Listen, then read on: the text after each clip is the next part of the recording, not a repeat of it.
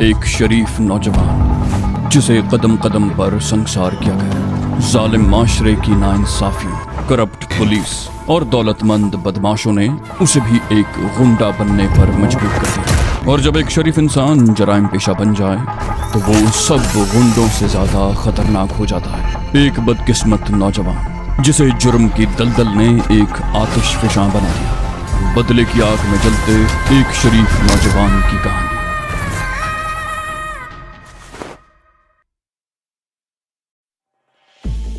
समीना मजार के तहखाने में खड़ी हैरत से सब कुछ देख रही थी। उसने अजीब सी निगाहों से शारिक की तरफ देखा। बोली, ये सब क्या है? शारिक बोला, यही वो चीज है जिसकी वजह से ये शहर जहन्नम बना हुआ है। ये असलहा और ये हेरोइन ही वो चीजें हैं जिसकी तिजारत पर कंट्रोल हासिल करने के लिए माचा गुज्जर और उस जैसे कई आदमी कत्लो गारत का बाजार गर्म किए हुए हैं। इन्हीं चीजों की वजह से हमारे माशरे में बिगाड़ पैदा हुआ है, जराइम में इजाफा हुआ है और हो रहा है। मैं दावे से कहता हूं कि अगर पुलिस इन दो चीजों पर काबू पाले तो हमारे माशरे से 80% जराइम खत्म हो सकते हैं। लेकिन अफसोस की बात तो ये है कि हमारे ये कानून के मुहाफिज भी माशरे को जराइम से पाक नहीं करना चाहते। सीधी सी बात यह है कि अगर जराइम खत्म हो जाएं तो पुलिस की जरूरत बाकी न रहे। ये जो तुम असलहे की पेटियां और हेरोइन के पैकेट देख रही हो ना, इनकी मालियत भी करोड़ों में है। अगर ये सारा माल पुलिस के कब्जे में आ जाएगा तो आधे से ज्यादा माल ये पुलिस वाले ही गायब कर जाएंगे। तभी बाहर फायरिंग हुई। समीना ने फायरिंग की आवाज सुनकर कहा, बाहर फायरिंग हो रही है। तहखाने में होने के बावजूद फायरिंग की आवाजें साफ सुनाई दे रही थीं, जैसे महाज खुल गया हो। उसका दिल खिजा रसीदा पत्ते की तरह कांप रहा था। वो सोच रही थी कि अगर माचा गुज्जर और उसके आदमी तहखाने में आ गए तो उनके जिस्म गोलियों से छलनी कर देंगे। शारिक उसके चेहरे के तासुरात से उसकी दिली कैफियत समझ गया। बोला, डरो नहीं, इस तहखाने का रास्ता सिर्फ मुझे मालूम है या गामे को। अव्वल तो गामा किसी के हाथ नहीं आएगा और अगर वो पकड़ा भी गया तो अपनी जान दे देगा, मगर इस तहखाने का राज वो किसी को नहीं बताएगा। शारिक उसे तसल्ली देता रहा, लेकिन समीना फिर भी डरती रही। फायरिंग की आवाजें बदस्तूर आ रही थीं। फिर फायरिंग बंद हो गई और उसके कुछ ही देर के बाद अपने सर पर कदमों की धमक सुनाई दी। उसने सर उठाकर ऊपर देखा। साफ जाहिर हो रहा था कि ऊपर मजार में कोई मौजूद है। वो एक बार फिर ये सोचकर कांप उठी कि अगर किसी ने तहखाने का रास्ता दरियाफ्त कर लिया तो वो दोनों जिंदा नहीं बच सकेंगे। ऊपर जो कोई भी था थोड़ी ही देर बाद मजार से बाहर निकल गया। चंद मिनट गुजर गए, फिर शारिक ने समीना को वहीं रुकने का इशारा किया और दबे कदमों सीढ़ियां चढ़ने लगा। आखिरी सीढ़ी पर पहुंचकर वो रुक गया। पहले किसी किस्म की आवाजें सुनने की कोशिश करता रहा, फिर उसने मैकेनिज्म पर हाथ रख दिया। कब्र का ढकना बहुत आहिस्ता आहिस्ता ऊपर उठने लगा। ढकना तकरीबन आधा इंच ऊपर उठा था कि शारिक ने मैकेनिज्म से हाथ हटा लिया। बाहर अहाते में अगरचे खामोशी थी, लेकिन पुलिस के सायरन की आवाज सुनकर वो चौंके बगैर न रह सका। पुलिस की कोई गाड़ी अहाते के बाहर आकर रुकी थी और सायरन की आवाज दम तोड़ रही थी। शारिक को समझने में देर न लगी कि पुलिस सायरन की आवाज सुनकर ही माजे गुज्जर और उसके आदमी भाग गए होंगे। वो नौलखे और गामे के बारे में सोचने लगा। उनका अंजाम क्या हुआ होगा? क्या वो लोग भी फरार हो गए थे या उनमें से कोई एक या दोनों मारे गए थे? गेट के अंदर की तरफ भारी कदमों की आवाज सुनकर वो चौंक गया। कब्र के तावीज में आधा इंच के करीब झर्री थी। जाहिर है वो उस झर्री से मजार के बाहर का मंजर तो नहीं देख सकता था, लेकिन आवाजें सुन सकता था। वो पुलिस वाले थे जो दौड़ते हुए अहाते में चारों तरफ फैल रहे थे। एक आवाज चीख चीख कर उन्हें अहकामात जारी कर रही थी। वो गालिबन इस पुलिस पार्टी का इंचार्ज था जो अपने मातहतों को मुख्तलिफ हिदायत दे रहा था। एक और आवाज सुनकर शारिक चौंक गया। सर जी, ये एक लाश पड़ी है। इंचार्ज ने चीख कर कहा, देखो इधर उधर हर तरफ कोई और लाश भी मिलेगी। ये दरिंदे जब आपस में लड़ते हैं तो एक आध लाश पर इक्तिफा नहीं करते। वैसे ये किसकी लाश है? दूसरी आवाज ने जवाब दिया, ये सिराज है सर जी, तांगे वाला। इसके सर में गोली लगी है। शारिक चौंक गया। पुलिस पार्टी के इंचार्ज की आवाज सुनाई दी, ओए फजलदीन, इस मजार के अंदर जाकर देखो। शारिक ने एकदम मैकेनिज्म का स्विच ऑफ कर दिया। कब्र का तावीज आहिस्तगी से अपनी जगह पर फिट हो गया। थोड़ी ही देर के बाद मजार के अंदर कदमों की आवाज सुनाई दी। वो एक नहीं दो आदमियों के कदमों की आवाजें थीं। एक आवाज ने कहा, यहाँ तो कुछ नहीं है। ये लोग कब्रों और मजारों को भी नहीं छोड़ते हैं। ऐसी ही जगहों पर इन्होंने मनशियात के अड्डे कायम कर रखे हैं। दूसरी आवाज आई, कसूर तो हमारे अफसरों का है। अगर वो लोग इन लोगों को ढील न दें तो इनके पैर कहीं भी न टिक सकें। ये लोग या तो शहर और मुल्क छोड़कर भाग जाएंगे या सीधे रास्ते पर आ जाएं। चलो बाहर निकलो, यहाँ कुछ नहीं है। वो लोग बाहर चले गए। शारिक ने एक बार फिर कब्र के तावीज में जरा सी झर्री पैदा कर ली और बाहर की आवाजें सुनने की कोशिश करने लगा। पुलिस वाले तकरीबन 1 घंटे तक अहाते में रहे। उनकी बातों से शारिक ने अंदाजा लगा लिया था कि सिर्फ सिराज कोचवान ही मारा गया था। उसकी लाश के अलावा पुलिस को वहां से और कुछ नहीं मिला था। फिर आवाज आई, शारिक का तो बड़ा टैका है। सुना है उसके पास बैक वक्त 2.5-3 मन हेरोइन और बड़ी मिकदार में असलहा मिल सकता है। लेकिन जहां तो हेरोइन की एक पुड़िया भी नहीं मिली और असलहे की बड़ी मिकदार तो क्या, एक गोली तक कहीं पड़ी नजर नहीं आई। ये गालिबन पुलिस पार्टी के इंचार्ज की आवाज थी। दूसरी आवाज ने कहा, ये लोग माल ऐसी जगहों पर नहीं रखते सर जी जहां हर वक्त छापे का खतरा हो। 1-2 दिन के बाद इनको अपने अड्डे पर आने दें, फिर किसी फर्जी गाहक को भेजकर आजमा लें। जितनी हेरोइन और जितना असलहा चाहेंगे आपको मिल जाएगा। इंचार्ज बोला, लाश को उठवाकर अस्पताल भिजवा दो और 2 आदमी यहाँ छोड़ दो। मुझे शुबा है कि ये लोग पुलिस के वापस जाने के बाद रात को ही वापस आ जाएंगे। अपने आदमियों को हुक्म दे देना कि जो भी इस अहाते में दाखिल होने की कोशिश करे उसे गोली से उड़ा दिया जाए। दूसरी आवाज ने कहा, ठीक है सर जी। शारिक ने कब्र का तावीज बंद कर दिया और सीढ़ियां उतर कर नीचे आ गया। समीना एक पेटी पर बैठी हुई थी। उसके चेहरे पर खौफ के तासुरात अब भी नुमाया थे। समीना ने पूछा, क्या हुआ? शारिक बोला, कोचवान सिराज मारा गया है। नौलखा और गामा कहीं निकल गए हैं। पुलिस सिराज की लाश उठवा कर ले गई है, लेकिन 2 पुलिस वाले अहाते की निगरानी के लिए तैनात कर दिए गए हैं और उन्हें हुक्म दिया गया है कि अहाते में जिस किसी को भी देखें गोली से उड़ा दें। समीना ने मुतवहश निगाहों से उसकी तरफ देखा। बोली, अब क्या होगा? हम इस तहखाने में कैद होकर रह जाएंगे। शारिक ने नफी में सर हिलाया। बोला, नहीं, लेकिन हमें चंद घंटे इंतजार करना पड़ेगा। शारिक भी लकड़ी की एक पेटी पर बैठ गया। वो बैठे बातें कर रहे थे और वक्त धीरे धीरे गुजरता रहा।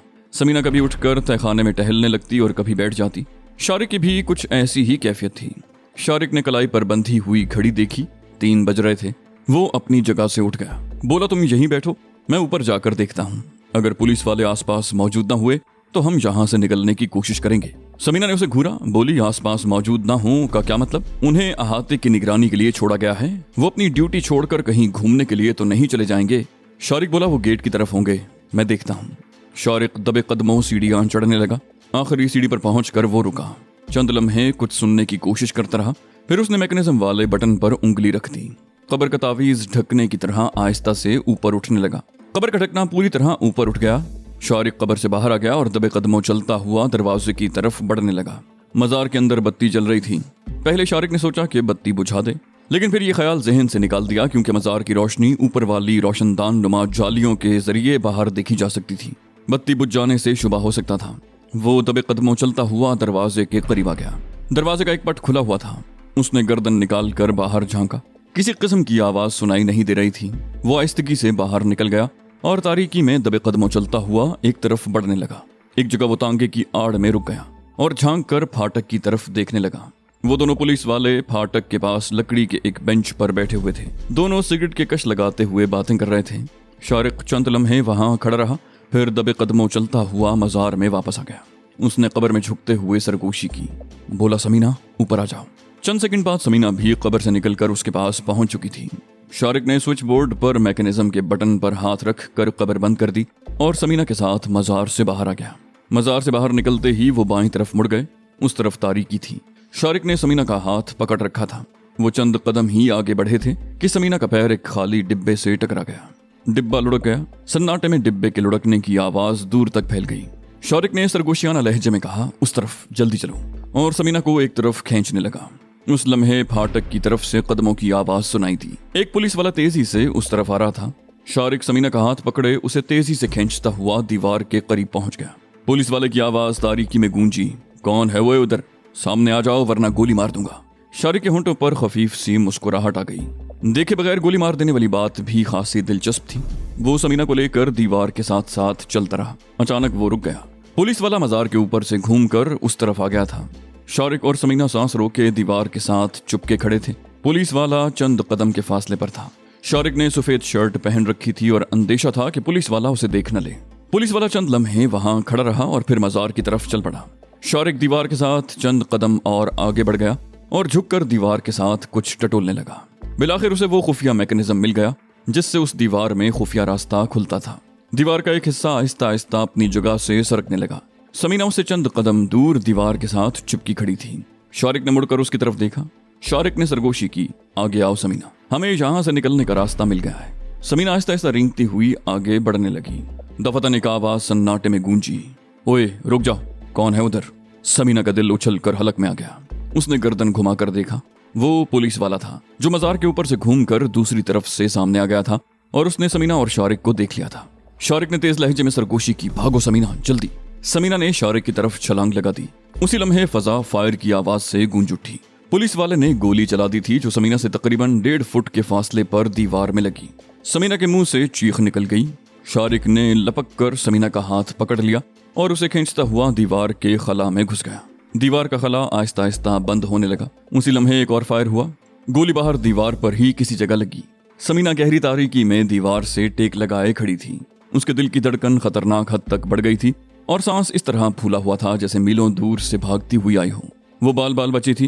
अगर 1-1.5 फुट पीछे होती तो गोली दीवार में लगने की बजाय उसके सीने में लगती। उसका एक हाथ शारिक ने थाम रखा था जिसे वो बार बार आहिस्ता आहिस्ता दबा रहा था। शारिक ने उसकी तरफ झुकते हुए सरगोशी की। डरो नहीं, अब हम महफूज हैं। उसी लम्हे बाहर से बातों की मध्यम सी आवाज सुनाई देने लगी। दूसरा पुलिस वाला भी फायरिंग की आवाज सुनकर वहां आ गया था। एक पुलिस वाला कह रहा था, मैंने उन्हें यहीं देखा था। वो 2 थे और दीवार के साथ साथ इस तरफ जा रहे थे। उनमें एक औरत थी जो चीखी भी थी, लेकिन पता नहीं वो अचानक कहाँ गायब हो गए।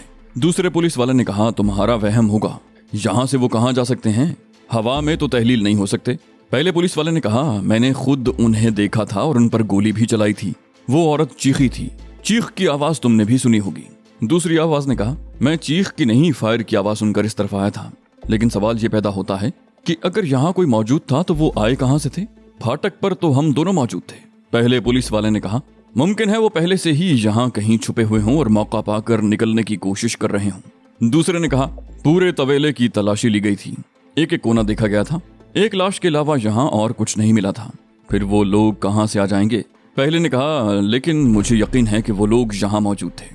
दूसरा बोला, शायद सारी रात जागने की वजह से तुम्हारे दिमाग पर असर हुआ है। चलो छोड़ो, यहाँ कुछ नहीं है। फिर खामोशी छा गई। पुलिस वाले शायद वापस चले गए थे। तारीक सी एक सुरंग में समीना का सांस घुटने लगा। शारिक उसका हाथ पकड़े आहिस्ता आहिस्ता एक तरफ सरकने लगा और बिलाखिर एक जगह रुक गया और दीवार को टटोलने लगा। दीवार का बैरूनी हिस्सा शक हो गया। ठंडी हवा का एक झोंका समीना के चेहरे से टकराया और उसके मुंह से बेइख्तियार गहरा सांस निकल गया। वो एक गली में आ गए थे। दीवार हमवार हो गई थी। शारिक समीना का हाथ पकड़े तेज तेज कदमों से तारीक गली में चलने लगा। समीना का जहन बुरी तरह उलझा हुआ था। पहले मजार के नीचे से वो तहखाना जिसमें असलहा और हेरोइन के अंबार लगे हुए थे, और फिर दीवार में ये खुफिया रास्ता। इन चीजों से उसे अंदाजा लगाने में दुश्वारी पेश न आई कि इन लोगों के वसाइल बहुत वसी थे और ऐसे लोगों पर काबू पाना वाकई पुलिस के बस की बात नहीं थी। लेकिन वो ये भी सोच रही थी कि अगर पुलिस दयानतदारी से काम ले तो ऐसे लोगों का खात्मा करना ज्यादा मुश्किल नहीं था। वो मुख्तलिफ गलियों से होते हुए एक मकान के सामने रुक गए। ये मासी मेहरा का मकान था। दस्तक के जवाब में दरवाजा खुलने में ज्यादा देर न लगी। शारिक की तवक्को के ऐन मुताबिक नौलखा और गामा भी यहाँ मौजूद थे। नौलखे ने कहा, हम परेशान हो रहे थे कि पता नहीं तुम लोग कहाँ फंस गए हो। शारिक ने कहा, हम तो महफूज थे लेकिन सिराज बेचारा मारा गया। गामा बोला, सिराज को गोली लगने के बाद ही तो हम वहां से निकल आए थे, लेकिन मुझे अफसोस तो इस बात का है कि हम उनका एक बंदा भी नहीं गिरा सके। शारिक बोला, फिक्र मत करो, एक के बदले हम उनके 2 आदमी ढेर करेंगे। नौलखा बोला, लेकिन सवाल ये पैदा होता है कि माझे गुज्जर को डेरे में तुम्हारी मौजूदगी का कैसे पता चला? शारिक बोला, पैदर पे नुकसान उठाने से वो पागल हो गया है। उसके आदमी पूरे शहर में हमें तलाश करते फिर रहे हैं। हमारे इस डेरे की भी निगरानी की जाती रही होगी। हमें आते देखकर मुखबर ने उसे हमारी मौजूदगी की इत्तला दे दी और वो हम पर चढ़ दौड़ा। लेकिन शारिक पर हाथ डालना इतना आसान तो नहीं है। बहरहाल उसे अपनी इस कार्रवाई का खमियाजा भुगतना पड़ेगा। नौलखा बोला, देख लेंगे शारिक बाबू, अगर माझा गुज्जर हम पर अटैक कर सकता है तो हमने भी चूड़ियां नहीं पहनी, देख लेंगे इनको भी। शारिक बोला, मेरा ख्याल है 1-2 दिन आराम से गुजर जाएं तो हम अपना माल वहां से हटा लें। गामे ने चौंक कर कहा, क्यों शारिक बाबू, माल को कोई खतरा हो गया क्या? शारिक बोला, फिलहाल तो नहीं, लेकिन खतरा बढ़ रहा है और इससे पहले कि उस तहखाने का राज खुल जाए हमें वो जगह खाली कर देनी होगी। कोई और जगह देखनी पड़ेगी। पुलिस भी अब बार बार इस तरफ आने लगी है।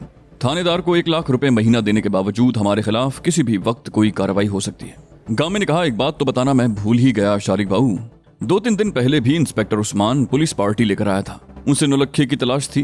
इत्तेफाक से नौलखा 2-3 मिनट पहले ही डेरे से निकल गया। शारिक चौंक गया, बोला, इंस्पेक्टर उस्मान? गामे ने इस बात में सर हिलाया, बोला, हाँ। वो कह रहा था कि नौलखा फैसलाबाद में किसी मोटर मैकेनिक के कत्ल में मुलव्विस है। समीना भी उस केस में मुलव्विस हो सकती है और समीना के बाप ने समीना के अगवा के सिलसिले में जो रिपोर्ट लिखवा रखी है, इस सिलसिले में भी पुलिस को नौलखे की तलाश है। शारिक बोला, इंस्पेक्टर उस्मान को कैसे पता चला कि नौलखा यहाँ हो सकता है? गामा बोला, मेरा ख्याल है पुलिस को ये इत्तला भी माझे गुज्जर के जरिए ही मिली होगी। चंद लम्हों की खामोशी के बाद वो फिर बोला, उसी रात 2 बजे पुलिस को गली के बाहर बोरी में बंद एक आदमी की लाश मिली थी। जिसे तशद्दुद के जरिए हलाक किया गया था। मैंने थाने जाकर वो लाश देखी थी। वो हफीज की लाश थी।